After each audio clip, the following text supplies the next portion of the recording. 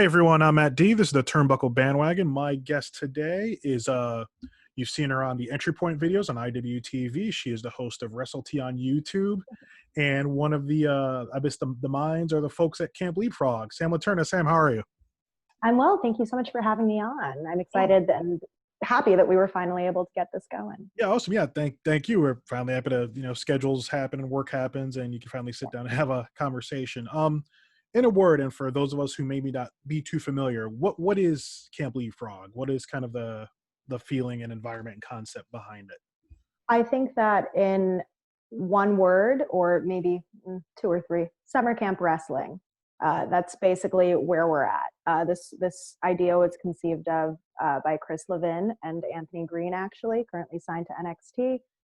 AG thought of the name Camp Leapfrog and still helps with certain things here and there because him and Chris are friends. So they came up with the concept. I think the timing was right. AG got signed. Chris needed someone to help out. And I was working at Shikara up until that point because of obvious reasons that I won't get into. And Chris found out that I helped script with Mike Quackenbush at the time for Action Arcade, the segments I did, and wanted me to come on. So since then, we've created this crazy show that I hope has been an insight into what's going on for up and coming wrestlers on the indies. With a crazy 2020 with this pandemic, but also an insight into what people are capable of doing outside of the realm of what a lot of promoters pigeonhole people in. We're all about giving people creative opportunities, and we interact with the entire roster, which is now about 60 people rotating for shows, which I'm so proud of. We involve them in stories, make sure everything's okay in terms of comfort levels and stuff like that. So everything is very much so a collective effort. It's not just Chris and I. So yeah, people like Gina Monty, who is also a fantastic ref. She does our marketing. So yeah, just so many different cogs that run the wheel. Yeah, it does. It seems to be a very collaborative and kind of like inclusive and kind of everybody a great environment. And it reflects in the shows and it reflects in the energy. And you've made the shows accessible. Like you can find these on Facebook Live or you can find them on IWTV so people can just come across them. I have friends who've seen it kind of come across their feed. And like I'm the kind of the lone wrestling fan in my circle of friends. And they ask me, oh, what's this? So I explained, I was like, okay, it's kind of, it's this ref and Sam, who I've talked to before on and off. And, I've noticed that people who really aren't wrestling fans or haven't watched wrestling in a while, independent wrestling and things like Camp Leapfrog, which are kind of out of the normal box, seem to attract those eyes, and they seem to find it interesting and entertaining. Well, because it's eye-catching. It's not what people usually think of when they think of wrestling on TV for the more casual or non-fan who just happens to stumble upon it. And then as far as the indies go, in 2020, all we're seeing is deathmatch wrestling, which is fine. There's an audience for that. Danny Demento and GCW are at the helm of that, separately, of course. But I just think it's such a contrast from what people are used to seeing in 2020 on the indies and on the indies in general. And IWTV provides that platform for us to be creative. So I'm very thankful for that. And the shows you've done, your most recent show, I think was the last show or the show before was like completely like streamed on Facebook Live, like presented as you can find this on Facebook Live. It was our first fully live show, which I was really stressed about as the host. That was a doozy just leading up to it. I totally overstressed myself though. It went well. Everything went swimmingly. Everyone was really happy about it. And then we had a legitimate sleepover after because, everyone lives far away.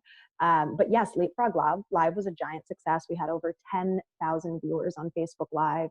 IWTV itself has over 100,000 subscribers on Facebook. So it's a great platform, even if it's not on IWTV. And we want to give everyone in our growing roster of 60 plus people a chance to showcase what they're capable of. So one night live, one, non-live taping, such as trios. It just works out very well. Yep. And speaking of, next event is on Christmas Eve. Christmas trios. As someone who was a huge fan of King of Trios and those events, I love tag team wrestling, but just like team wrestling in general. To not thinking that we were getting a trios event this year and to get one on Christmas Eve, Kind of how'd that come together? Was it just we wanted to do one, or kind of give me the genesis of that? I mean, it's definitely a Christmas Eve gift, haha, pun intended. But I will say it actually wasn't my idea. It wasn't Chris's idea. Cool story behind it. We were driving back from the collective with referee Adam Galt, Chris, myself, and Kaya McKenna, a tremendous up and coming wrestler. She actually spitballed the idea out there at like 2 a.m. on the ride and was like, what about a trios tournament? That would be sick. And immediately, like when something clicks with Chris, he just goes with it. And like the next day, we had a run sheet going for what could potentially happen for trios. And that's why I love Chris, because the moment an idea comes to him, he just runs with it and goes with it. And obviously, we all have these connections to Chikara and that legacy of trios. Not me as a wrestler, and I was obviously not at Chikara for very long before everything happened with the shutdown of Chikara.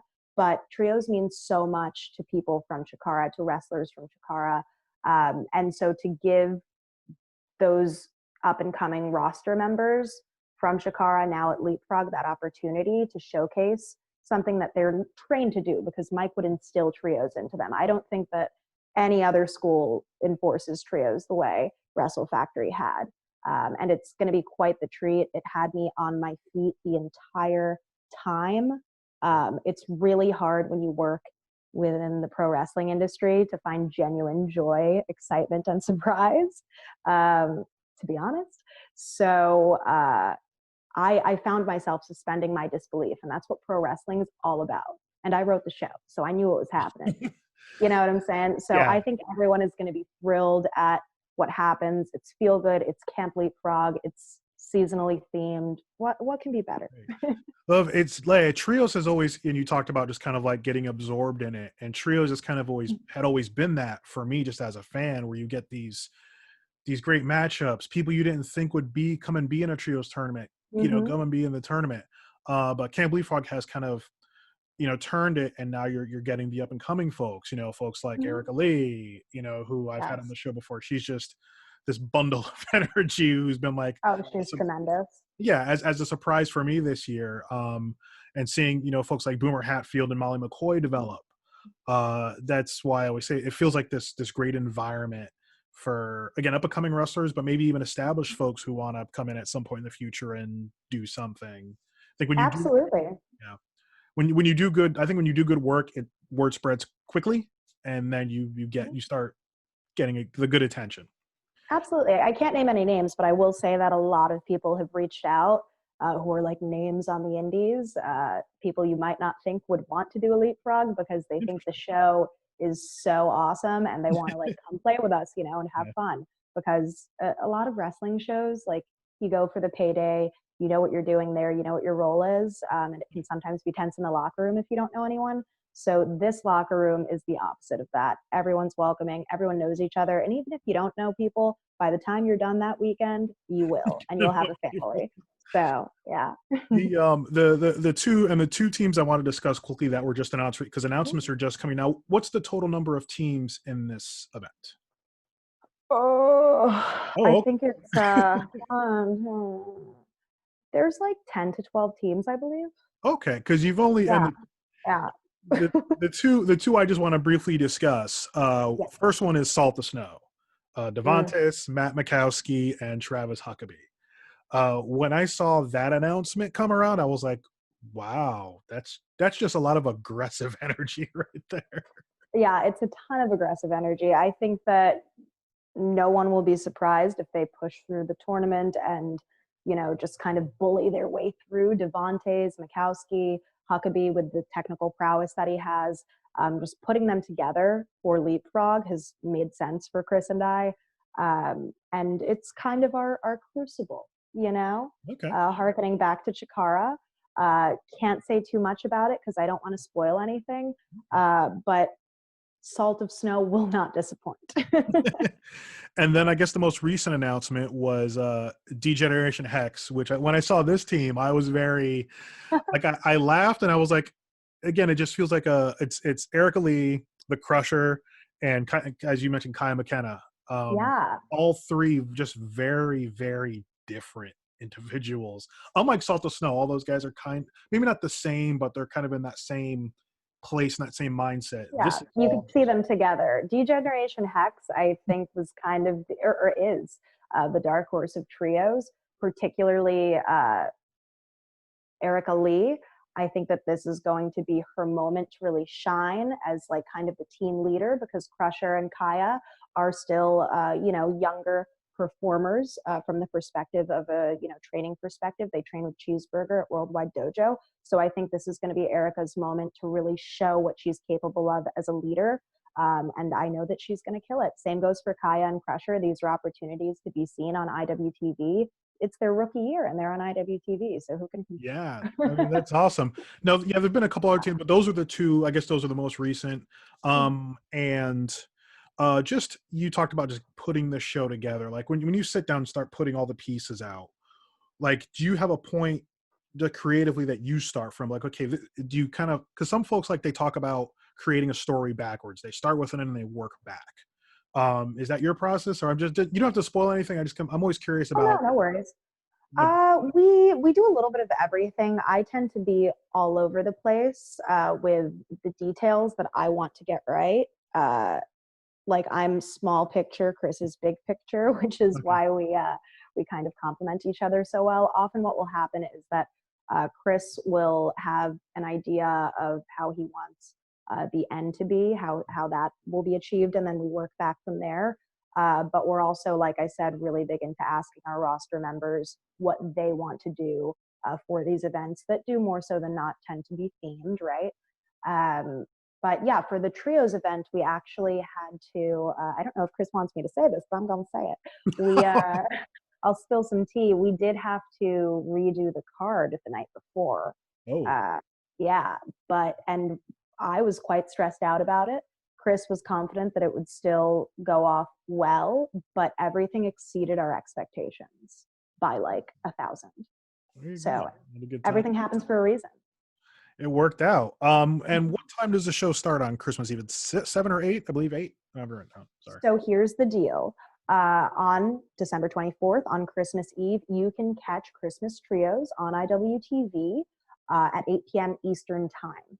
If you don't have a subscription, you can get a 5-day free trial using the code Leapfrog.